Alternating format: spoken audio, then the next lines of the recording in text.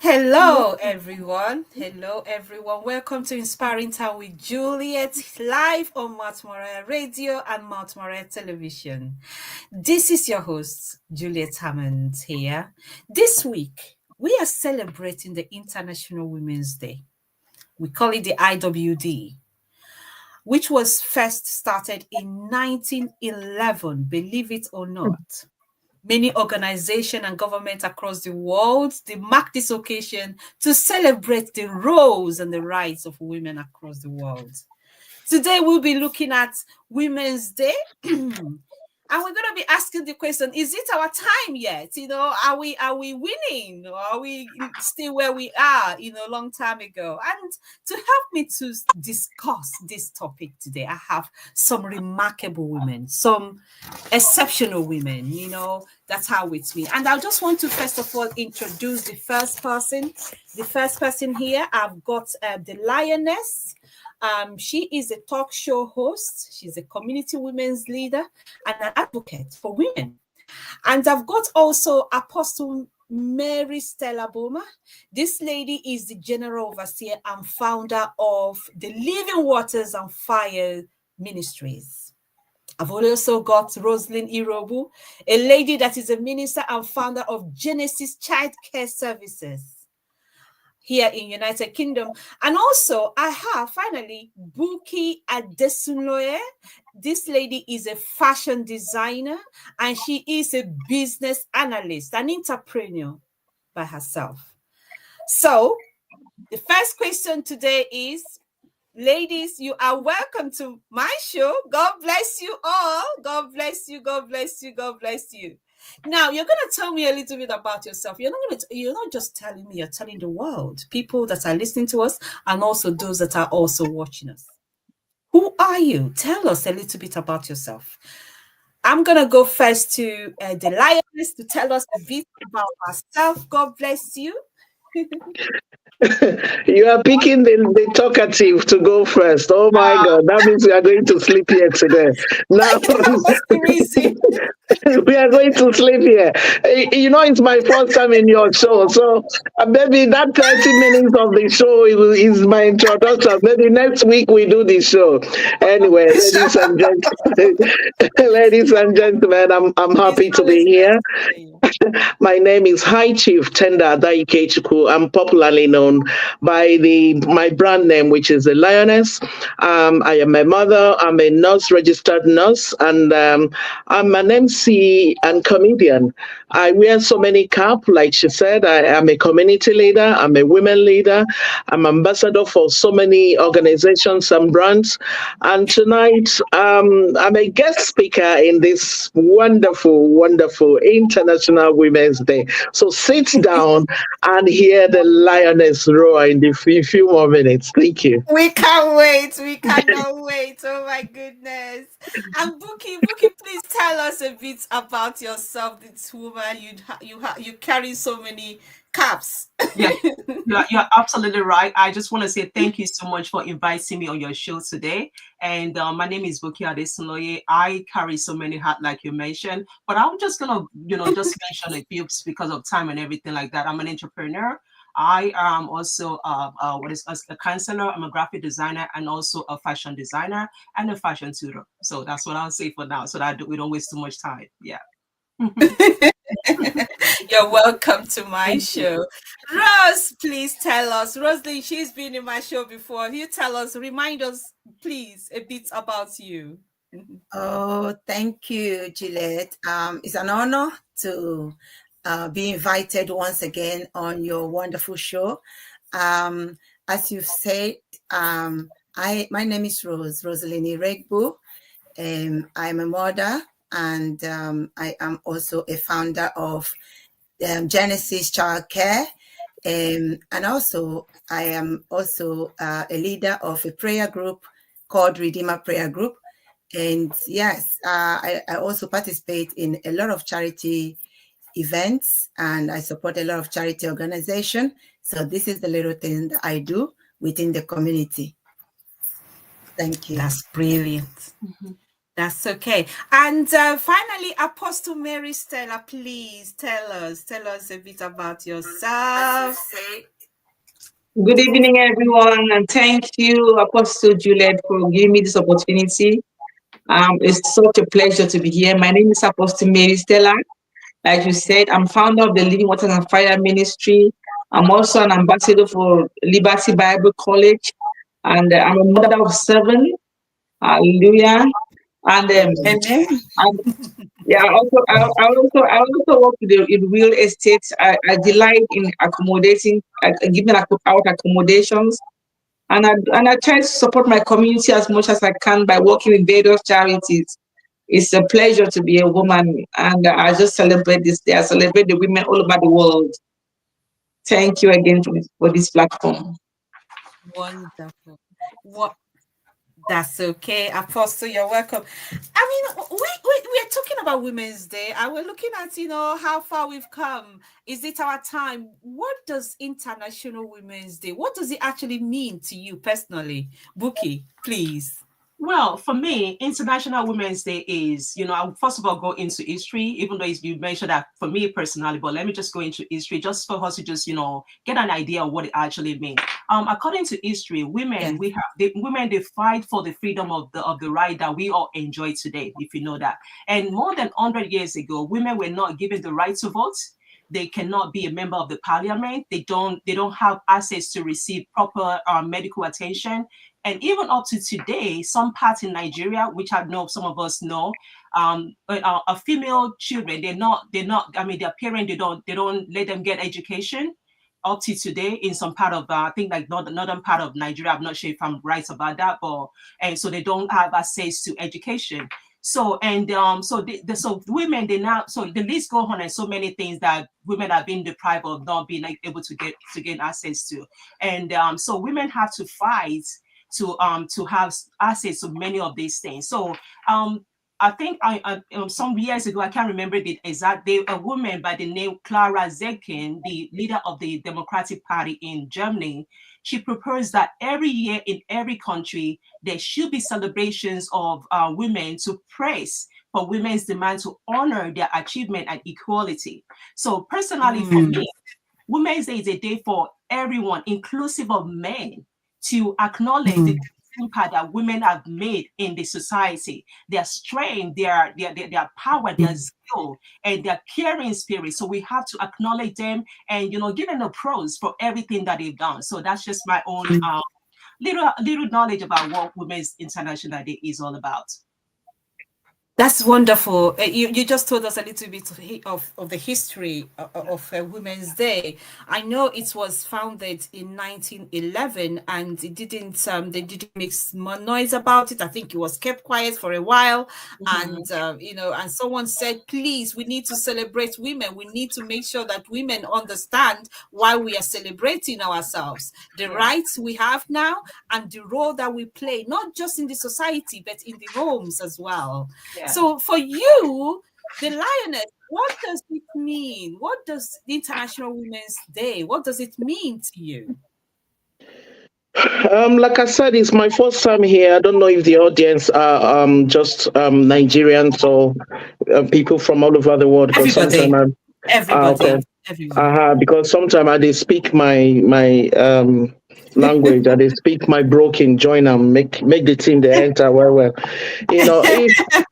If it's not important, there wouldn't have been International Women's Day. Check it. No. Even Mother's Day. It's because it's something that the whole world stands still to say, let's appreciate these people.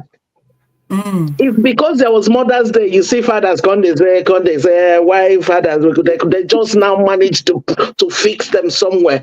International Women's Day, it's something the whole world, the Oyibo, non-Oyibo, Africans, so non-Africans, so minor, everybody. It's because we are important. It's because we are undervalued. It's because we are not appreciated enough. It's because they sweep us under the carpet, and yet we do more. They try to bury us, and yet we spring up and we manifest and we bear fruit. That is why, it was made compulsory that every year these people, this gender who does so much without being valued, without being applauded, have to be celebrated. Because there has been so many things, so many barriers, so many ways to suppress us, to make us, to shush us, to pin us, and yet women, when they start, they don't stop. And everywhere you put them, they spring up, they manifest, they make it beautiful, they make things happen. Train one woman, you have trained the whole society. That is why it's there to give us a pat on our back. So every woman out there should be proud of themselves. We should be proud. This is a day we should sit down and use this hand and shake this hand, and you tell yourself, Lioness, nay, now you try. Who knows clap for you? You clap for yourself. Let me leave it that way. Thank you. Yes. Absolutely. Yeah. Rose, what do you think about the International Women's Day? What does it actually mean to you personally? Yes, my co-host, guest, all the guests that have spoken, they've spoken well. To me, according to my research, in 1977, the United Nations General Assembly invited members of states to proclaim a day, which we call International Women's Day. This is a day that women's rights and peace are promoted. Yes. And to me, International Women's Day is also, it has many definitions. It has many reasons. It's a day, also it's a day, very important day for advocating for women's rights and supporting initiatives that empower women in all aspects of life across the globe. It is a day that women are honored for their contribution in the society, both internationally and globally, and within our community as well, reflecting on the progress made towards gender equality, and acknowledging the other loopholes and struggles as to some women or most women still face even up to date. Yeah. Apostle Mary, what do you think about our Women's Day? What does it mean to you personally? Just like the one speaker just said, to me, it feels like a Kairos moment. That moment when you just sit back and you re-examine yourself, you re-examine your gender, and you see how far you've come and where you're standing and where you're going to. You see how the society they treat you, and you begin to learn by coming together with other women and platforms like this. You begin to learn and realize that, oh, you are not alone in this thing. You begin to learn from other women's struggles, their stories. They empower you to go back and you make a decision way forward. This is very important for the woman, because when you sit there in your home and you just think, oh my God, this is okay. But coming out here on Women's Day, you realize that no, this is not right. It has been very significant, very important day. Because I can see women have learned how to understand that they are no more related to the background. They have learned to say no to domestic violence. They have learned to say no to certain things, and they are standing on their feet because of this Women's Day. Women have been able to dive into themselves and to retry who they really are, and they have found their potentials and they have harnessed it. And you see women rising up, standing tall. Educationally, they are standing tall because of this Women's Day. It's a beautiful day. In the military, you find women in the military. Now, because of Women's Day, they know that they are no more related to the background. They can do what men can do. We are not just a pretty face. We are on earth. We live on Mars. We are like Israel more. We say Israel more. We agree that if you don't make a difference here on earth, if you don't make an impact here on earth, you die before you die. So we refuse to die before we die. So we are making impact on earth. We are reaching out. We are taking. We are standing on solid grounds. We are not more like the weak species who doesn't know anything. We have to be told what to do. They say sit down, we say how low. They say jump, we say how high. Now we have learned how to draw boundaries. We have learned, to stand up and say, this is my possession. I possess it. Am I acquiring it? This is what belongs to me. In those days, it was not possible. So kudos to Women's Day. It's a beautiful day. More Women's Day. Wonderful. So Thank we you. have we have progressed. Do you think that we tend to compete against each other? And why? Why is this happening? The Lioness, are we still competing against each other? How can this be prevented if there is? Yes, we are competing against each other, whether you like it or not. I don't want. I don't want to say that's how women are wired, but Mm, unfortunately, it does happen it does everywhere. happen. Mm, Women compete with each other in workplace, they compete with each other even in family, even siblings, two sisters. There is this competition everywhere. It's just that mm. some are noticeable, some are not noticeable. Some will let you know, Omo, they compete with you. You there, they play. Wait for me, I'm coming. You understand? Even in the entertainment industry, it does happen. In the Nollywood industry, it does happen. This one will go fix one yash somewhere. This one will fix one thing somewhere just to look. Some of these competitions are unhealthy. Yes. Unfortunately, if you're asking me how this can be stopped, sister, we need to fast for 21 days to seek the face of God, because it's still happening and it's going on and it's going on. If you want to copy or do what another person is doing, I'll come and say, "Oh, Sister Juliet, I like what you're doing. Put me in line. Show me way." That's different. But Yeah. going to play another one's role, which may not be your destiny or your calling or your talent, is very unhealthy. That's why you see some of them crash at the middle of it. You cannot go and carry plane because Nkechi is a pilot. Then you go enter plane, say you want drive plane. It not go happen. Meanwhile, you be bus driver. Sister, Yeah. maintain your bus driver. Let the pilot the plane. Unfortunately, it's very common amongst us women. It is very common. And honestly, I don't see that. I don't see that stopping today, tomorrow. I don't see that Wow. stopping. Wow. It's just for us to know how to be able to tackle it. But stopping, I mm-mm. want to, I know, it's a sad situation that we're still, at this time, still competing against each other. But we are animal, we are humans, so we are animals. We compete, but it has to be a healthy competition. Yeah. We have to have a healthy competition to be able to progress, succeed, and do things better. So, but it's when those competition becomes unhealthy, then there is a problem. That's right. Bookie, I wanted to just want you to just talk about the workplace. I know we're seeing some improvement. Is there actually an improvement in gender pay and in promotions and leadership opportunities, among the women in workplaces? Well, What is the trend? in workplaces right now, there's still some barriers, right? And for the barriers to actually stop, it might take some time, but it's going to be like a gradual process. Right now, there is discrimination among women, and there is also underpaid. Women are underpaid, and I think the reasons that some people give is because women, they don't know how to negotiate, which I find is very incorrect, because we know growing up when our mom takes us to the We market, can how negotiate. how they will start with the negotiation and everything like that. So for them now to say and sideline women and say they don't know how to to negotiate, I find this incorrect, but it's still going on. But it's, like I said, it's a gradual process. And also, if you can remember, there was an election that took place last year, which is the United States presidential election.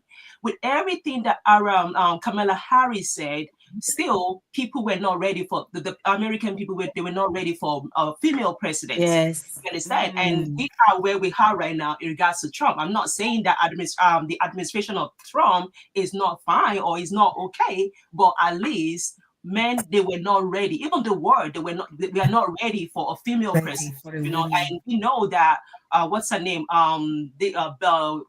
Hillary Clinton, she tried to contest for the American president. Like there was no way for her. So it's still there, the barrier is still there. People are still looking at women like, you know what, you should be in the kitchen cooking for your husband, or this and that, and it should not be so. But the thing is, we're not gonna stop. We have to continue to put out that voice and continue to let people know that we are here to stay. And this fight has been going on for a long time, and we're not about to stop. Not today and not tomorrow. So we have to continue to keep on shouting and continue to fight for That's our fights. wonderful. And I'm just wondering, Apostle Mary, are there still are we now accepted as ministers, the gospel ministers in church, or are there still gaps? Does gaps still exist? In religious leadership positions, are we now being accepted as apostles, as pastors and bishops, and religious leaders? Wonderful. 2024 years since Jesus died and rose again from the dead, the women, they actually announced the resurrection, and we are still struggling. That is to tell you how far we have come. The men they just refuse to accept that women have to be there. And not only the men, I don't want to even blame the men, the women, we are our own worst enemies. I think the most important assignment that we have as women is to overcome psychological imprisonment. We are so imprisoned. As a pastor, a woman pastor standing on the pulpit, and you're preaching, I've observed, in my own opinion, I observed that as you're preaching, you bring out the message, and it's a very interesting message. And the wife is there and the husband is like, wow, trying to listen to the message. And the woman is focused on the husband, looking at his reactions and just making sure that his intentions are pure. And then you are there. It keeps you uncomfortable. You watching whatever is going on down there. It keeps you uncomfortable. I think, excuse me, I'm here to preach the word. And people are down there that are censoring you, they're stigmatizing you already, they're marginalizing you, they're misjudging you, misunderstanding you, they're derailing you, they're fighting you already just with their eyes. It's like, do I have to preach a good message? You stand there. I know women are jewels of the earth. Don't get me wrong, and they bring sophistication, they bring class, they bring culture. That's true. But then the highest side is that even as a pastor, telling you are preaching, look at your hairstyle. Is it beautiful or is it not beautiful? And if it's too beautiful, they think are coming to seduce their husbands. If it's not beautiful, I don't want to go to the it's like, I'm not coming. No thing. It's just come to fight this battle. It's a no win. It's like constant battling, constant bickering, constantly murmuring, constantly punching. I don't understand. It's like you just can't win with women. And the worst thing about it is that it's not even the men fighting, the women fighting the women. So women have to learn how to understand that. There's something much more than just looking beautiful, or we are much more than just looking beautiful, or bringing class or sophistication, or bringing culture or whatever. There's something about the word of God that has to come and let ministers exercise their potentials. Let us have time to sit down and look into yourself and harness yourself and come out who you are, rather than trying to bring down somebody else trying to do the assignment. We are our own worst enemies. Please, I have too much to say. Don't let me talk too much. God bless you, man. I think you have said it. Honestly, you have said it. The competition, the acceptance, the gender gap is still existing in leadership, in religion leadership, and we have come this far. I think we have made some progress, but it's still small progress compared to what we're going through. So I hear you. I hear you, Apostle. I want to go into things that are also a challenging issues among the women worldwide. A lot of women are single parents, and the number is increasing. A lot of women are being left to look after their children by themselves. And can you Rosaline, please, can you tell us some of those challenges that women are going through being a single parent, in the world right now is scaring me because we have a household that haven't got a father and they don't have a father for a long period of time. Some generation it's first generation, second generation, and it's happening, quite what are those challenges and how can we mitigate those challenges? Yes, very good question, Juliet. Yes, myself being that I raise my children by myself, so I have that experience. Coming from that single mother background, I know that it's not easy for any woman to become a single mother, and not all women wish to be a single mother. But unfortunately, circumstances and things sometimes, life challenges beyond their control made them to find themselves in that situation. And it's so sad to see that the society, they're very judgmental. Once you're a single mother, they put you down, they look down on you, and they judge you, especially the men. And it's really hard when some women are doing the judging as well, and judging their fellow women. And it is again coming to that point where single women face a lot of stigma, cultural stigma. And both in the church, both outside church, there's a lot of stigma. Or perhaps you're single because it's your fault. Who told you that? You know the history. You know the story of that person. So a single woman is going through that stigma and those judgmental signals or signature that is being put on them by society. Some people who are not sensitive about other people's needs in the society put the stigmas on these single women. They are battling with that, and they're battling with raising children by themselves and trying to also be a provider, a father figure at the same time as a mother figure to their children. This put immense pressure on single women. And this pressure can affect their emotional well-being. It can affect the financial well-being. And there's always this competition that some of our guests has spoken well about this, some negative, and yourself as well, our host, negative competition being directed to women, especially single women. So those pressure of, I need to achieve, I need to work hard for me and my children to survive, I need to raise my children well, I need to make sure this stigma of a single parent cannot achieve or cannot raise children well, that I break it. So it puts immense pressure on that single mother. Yes. And this, and also balancing work and the children's education and balancing her own life as well. Don't forget, she's handling everything by herself. It put pressure plus all this stigma. So it can also affect that single mother because she is looking at maybe the other women who are well off because they have their partners doing very well, and it's pressure on her to provide for her children just the same way the nuclear family are providing for their children. So these are the pressure that this single mother goes through. And it's not easy. Life is not easy for single mothers, but they are progressing. I see a lot of single mothers even achieving beyond their imagination, even though just breaking the barriers, breaking the barriers of stigma, breaking the barriers. So I see single mothers, but there are still some single mothers have really done very well, raising their children up, and their children have become very prominent people in the society, also giving back in the society, breaking those barriers. But there are still gaps.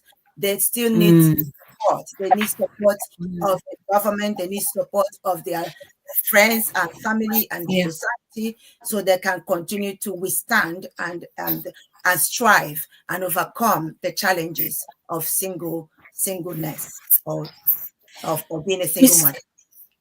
It's really of making sure that your child in a better education, to make sure that your child is not labeled as a child from a broken home. The pressure of managing home and children, because you're now left to manage everything. Those pressures are there. We've mentioned some of the things that women go through and some of the aspects of women, and why we have this Women Day to remember our roles and rights. But how do we close this gap? How do we progress further? Is it our time? Is it our time, or do we still wait for another generation to do something about it? Or what do we do right now? What can we do to be able to help our fellow women and to help our society? The Lioness, please. Thank you, Professor Juliet. It broke my heart when my sister Rose was talking about singleness and the trauma and the stigmatization and the stereotyping and everything, both the cultural way and, you can imagine singleness in this country and how difficult it is. And then compare it with being a single mother back home. Once you're a single mother back home, no man go marry you again. That woman, that one way, but they forget that being a single person is not a crime. They forget that sometimes it's not your fault. Maybe the person was raped, resulting to her being a single parent. They lose a potential good wife by not marrying you. You are an outcast. You become an outcast. They see you as, hey, that's Tofiakwa. Their family know they marry. It's very heartbreaking. And at the end of the day, you discover that those single parents, they are the ones that will love a man. They are the ones that make peaceful home. They are the ones who will kneel down and say, Nani, eat food. They are the ones that pray and stand in the gap for their family. The only way we will tackle this is to keep educating our people, to keep making them know that no, that is not the norm. We have gone past that 11th to 15th, 16th, 19th century. This is the time we look beyond that. Most of these single parents are potential leaders. Most of these single parents are potential mothers. For me, if a woman is a single mother, it shows that she's fruitful. It shows that there's evidence. If my brother married this one, he go born pikin now. I don't go Shiloh, go the Kabadash. He don't born before. Now he say road there. You understand? They don't look behind that. This one, hey, Tofiakwa, who know where he go carry belly? No, it's not like that. They need education. Even though some of them know, but ignorance keep making them think single parenthood is a crime. It's a stigma. It's a Tofiakwa issue. No, it's not a Tofiakwa issue. It could happen to anyone. Look at our sister Ruby Ojako. She was a single mother. She got married to the love of her life. She's happy. The man is happy. When they bring come marry that girl tomorrow now, nobody the man go chop the dowry. Nobody the man go sit down as father of the day. At least from that, say Ruby go born his own. Means that he don't first born, means he go born again. They don't see it. This our culture, especially the African mentality, is wrong. Totally wrong. They assume as a single parent, hey, my mama train them. Now now picking where woman train. Some of these American elites come from single parenthood. They come from single background. Somebody like Papa trainer. When you look back, not only our Africans, they say here now, if you be single mother, hallelujah to white man. White man don't care. Now that time said they will give you house. That is when they will give you this, give you that. Some of our sisters said, don't they kick their husband come out? They answer single parents, make them collect from government. Whereas back home, he said, no. I don't know how one do them. I bet the matter they vex me. Make I not go talk. Make you not be like me. You made your point. Absolutely. It's those stigma still exists among African and some Asian communities as well. It's still existing. What we're trying to do is to see how we can move past all of this. And Buki, you've mentioned those stigmas, those barriers still existing in workplaces, regarding promotion, regarding leadership opportunities for women. How do we go past this? How do we? Is this a time to begin to create those awareness? How do we do it? How do we go past this time? Well, the thing, like I said, we're gonna get there, but when is just what we don't know. It might not be in our generation, but the thing is, I think it has to start from maybe the new generation, because I know we all have children right now. But the new generation, we need to start raising them up with confidence. Let them know that you are who you think you are, and you can do whatever it is that is on your mind. Give them that confidence, and so that when they grow up, they will have that "I can do it" attitude. You understand? And also, we need to inform them about how to take care of their mental health, because that is very, very is paramount. You understand? So they need to have self-care. They need to, be able to manage their mental health, so that they can be in that good state of mental well-being. And also, just even though we mentioned about competition, and I mean unhealthy and healthy competition, we have to continue to encourage women that we have to try as much as we can to give other women the compliment. If you see a woman that looks good, like when we first started, sis, I told you how beautiful you look. Not like you don't. It's been a while since I saw you, and I gave you that compliment, and that makes you feel good. It makes me feel good that you actually received that compliment as well. So let's try to be that woman who will fix other women's crown, and not the one that will just be like, okay, our crown is like messy and everything like that. I'm not even going to tell her. No, go there and tell her. Try to encourage her. But I think if we can continue to do this, we will definitely get there. But like I said, at least it's going to be like a gradual process. And, we've been keeping quiet for quite a long time. It's about time that we start speaking up. We have to start speak speaking up, out. and we need to put our place on this planet Earth and continue. Yeah. That's brilliant. Apostle, what is your final thoughts? I mean, we're talking about, Buki have just mentioned about mental health and things like that. How do we move forward? How do we make sure that women who are struggling with mental health, that they are moving on, that they are getting their help, that they need? How do we support them as women?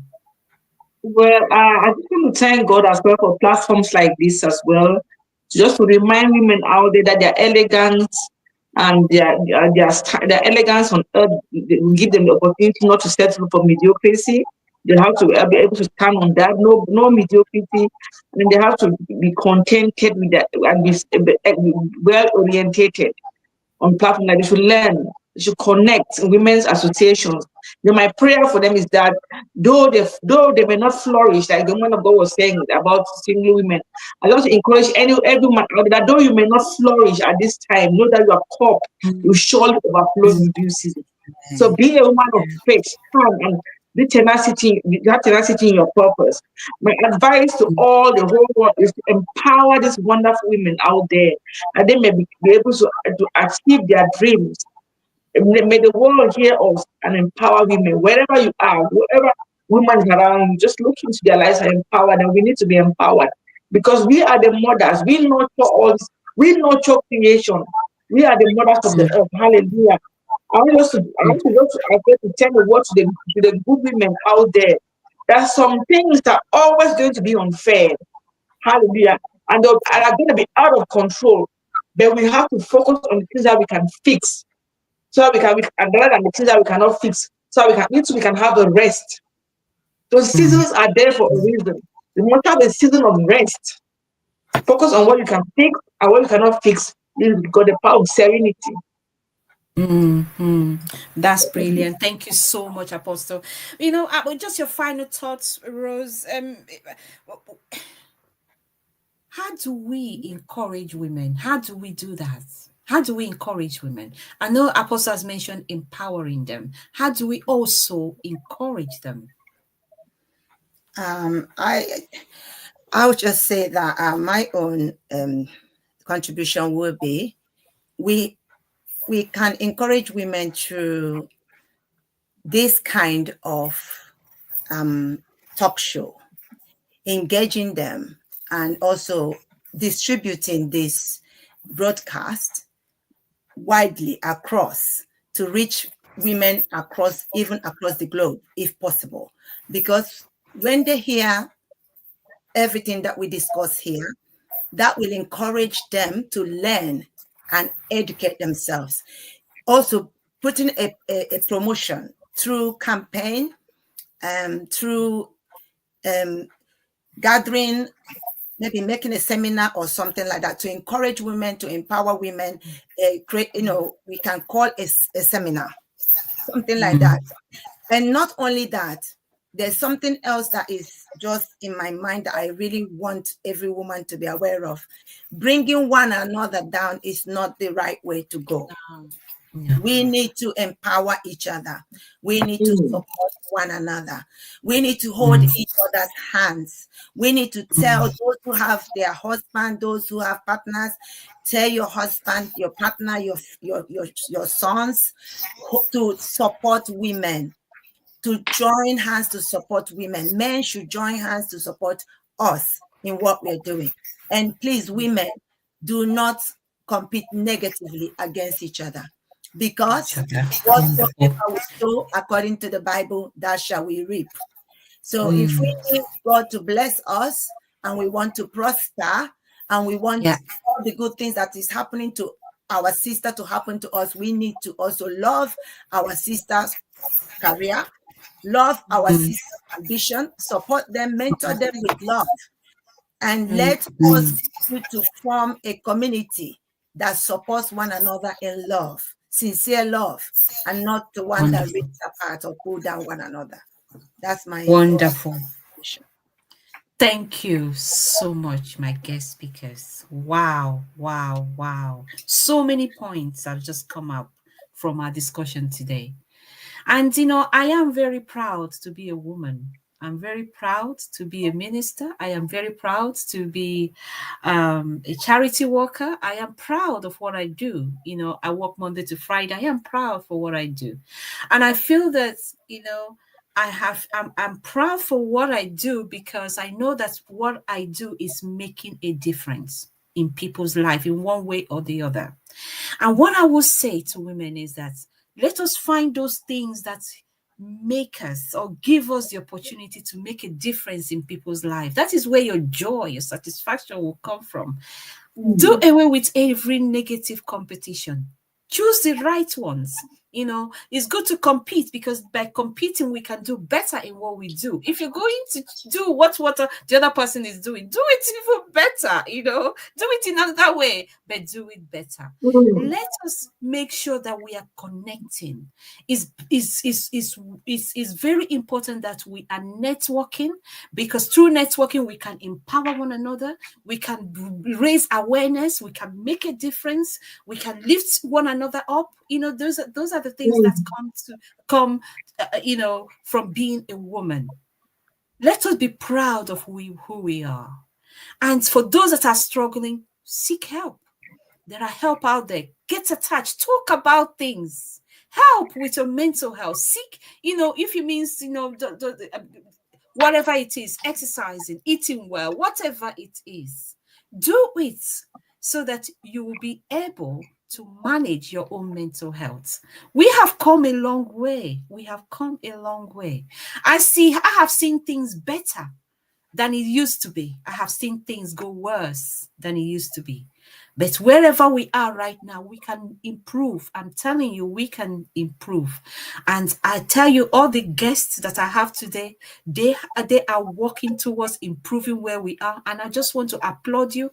I want to say thank you so much for coming and speaking out. And thank you for using some personal experiences as well. And I'm hoping that I will see you again in one of my shows, one way or the other. Let's connect. Let's network. And let us continue to be powerful, inspiring women that the world needs to have.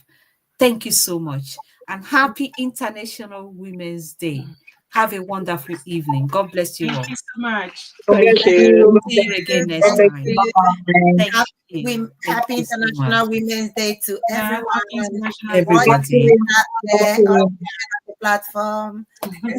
Thank you.